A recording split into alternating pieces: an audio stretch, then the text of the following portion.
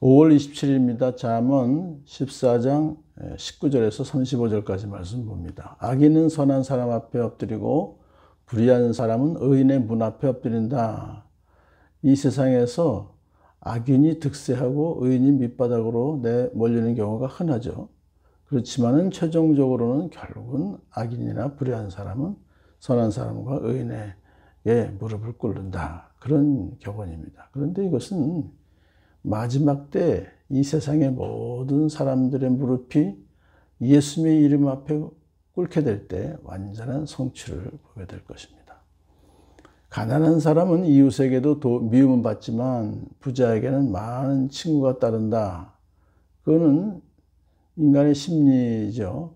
그러니까 가난한 사람은 뭐 도움이 조금 될까봐, 도움을 요청할까봐 멀리하게 되지만 부자들에게는 좀 무슨 도움이 받을 수 있을까 해서 가까이 가려고 하는 거가 인간의 심리 상태입니다. 그래서 이것을 아는 사람은 가난할 때나 부할 때나 지혜롭게 처신할 수 있다는 거예요.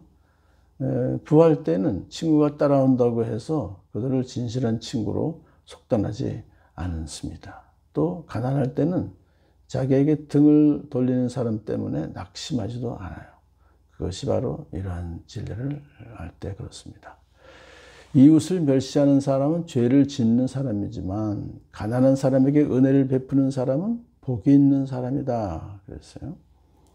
그래서 가난한 사람에게 다가가서 자발적으로 호의와 친절과 구제를 베푸는 사람은 복이 있는 사람이다. 왜냐하면 하나님과 친밀한 교제를 나눌 수 있고 복된 길로 인도받을 수 있기 때문이다. 하는 것입니다. 악을 꾀하는 사람은 길을 잘못 가는 것이나 선을 계획하는 사람은 인자와 진리를 한다. 이 인자와 진리라고 하는 것은 바로 하나님의 성품입니다. 하나님의 그 성품을 본받아서 살아가며 또 구원의 소망을 품고 살아가는 사람은 바로 선을 계획하는 사람이다. 모든 수고에는 이득이 있는 법이지만 말이 많으면 가난해질 뿐이다. 열심히 수고해서 땀을 흘려서 이제 이득이 있는 것인데 말이 많다는 것은 헛된 말, 어리석은 말만 많이 하고 수고를 하지 않는 거예요. 행동이 따라오지 않는. 그러면 결국은 가난해질 뿐이다. 열심히 수고하라 그런 뜻이죠. 지혜는 지혜 있는 사람의 면류관이지만 어리석음은 미련한 사람의 화환이다. 그러니까 면류관과 화환, 면류관이 훨씬 더 좋은 거죠. 지혜 있는 자는 타인으로부터 존경과 영예를 받게 됩니다. 하지만은 어리석은 사람은 영적, 도덕적 진리에 둔감해서 타인에게 어리석고 오만하게 행동하다가 결국 그것이 자기에게 되돌아오게 된다 하는 뜻입니다. 증인이 진실을 말하면 남의 생명을 건지지만 증인이 위증을 하면 배신자가 된다. 그러니까 증인의 증언 한마디는 사람의 생명을 죽일 수도 있고 살릴 수도 있고 아주 중요한 것이다. 그러므로 법정에서 증인은 양심에 따라 진실만을 말해야 한다 하는 뜻입니다. 주님을 경외하면 강한 믿음이 생기고 그 자식들에게도 피난처가 된다.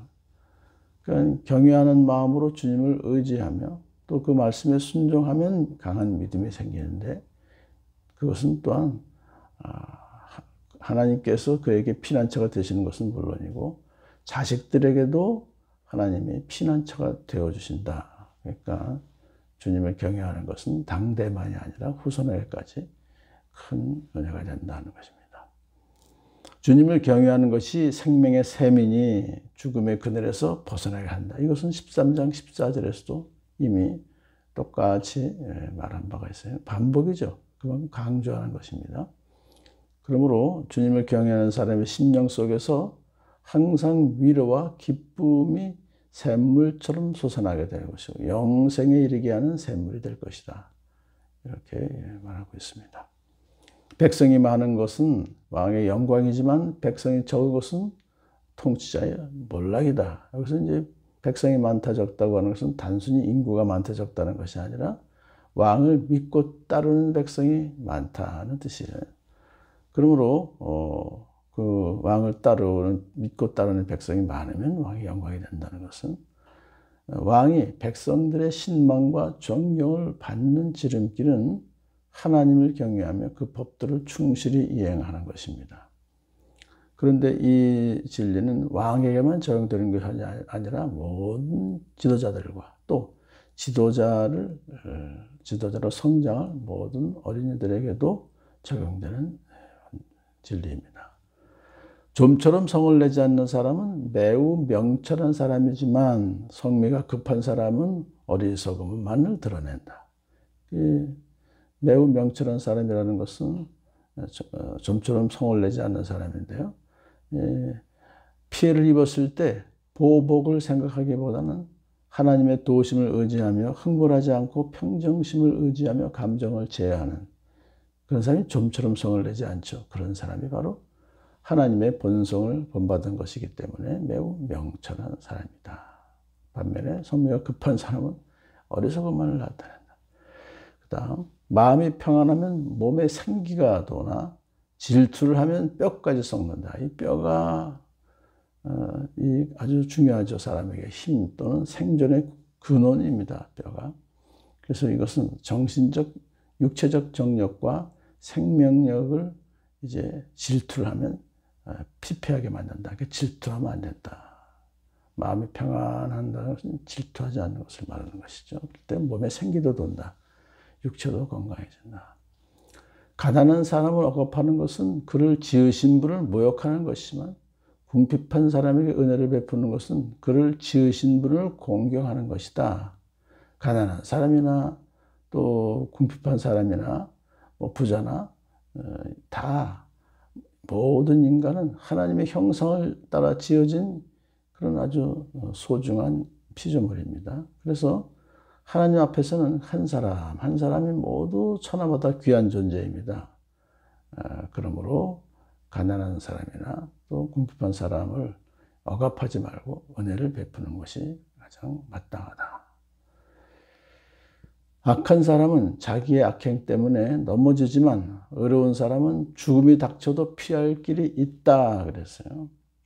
의인은 죽어가면서도 절망하지 않고 구원의 소망을 굳게 간직합니다. 왜냐하면 죽음 이후에도 죽더라도 하나님의 은총으로 안전한 곳에 머물게 될 것을 믿기 때문에 그래서 죽음이 닥쳐도 피할 길이 있다 뜻을 여기서 말하고 있습니다.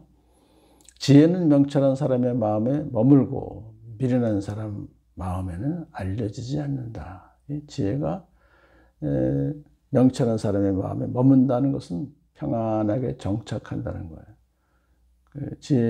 명철한 사람은 그것을 충분히 소화하고 내면화시켜서 언제든지 필요할 때 사용할 수 있도록 준비를 하지만 미련한 사람은 그렇지 않다는 것이죠. 정의는 나라를 높이지만 죄는 민족을 욕되게 한다. 정의가 있으면 민족과 나라들이 흥황하게 되는 것입니다. 그래서 여기서 정의라고 하는 것은 하나님의 영적인 도덕적 기준에 부합하는 삶을 추구하는 그런 민족을 말하는 것이죠. 그렇지만 죄는 결국은 경건과 윤리의식을 결여한다라는 민족 백성들이 허위 사실을 선전하고 사법체제를 무너뜨려서 공정한 법 집행을 어렵게 만드는 그런 것이 결국은 하나님과 사는 백성들에게 수치를 당하게 되는 그런 결과를 낳게 된다는 것이죠. 그래서 하나님의 기준에 부합하는 삶을 추구한다는 것은 바로 십계명이 그 나라의 법의 기초가 되는 나라는 하나님께서 높이신다는 뜻입니다. 슬기로운 신하는 왕의 총애를 받지만 수치스러운 일을 하는 신하는 왕의 분노를 산다. 그러니까 한 나라의 흥왕은 왕을 보좌하는 신하들의 역량과 도덕성에 크게 의존한다는 것입니다. 요셉과 같은 사람이 이집트를 살렸고 또 주변 나라를 살렸고 다니엘도 마찬가지로 나라가 바뀌어도 또 총리의 자리를 그대로 할 수 있었던 것은 결국은 슬기로운 신하였기 때문에 그렇죠. 그래서 이 나라에도 슬기로운 공직자들이 많은 나라가 되기를 간절히 소원합니다.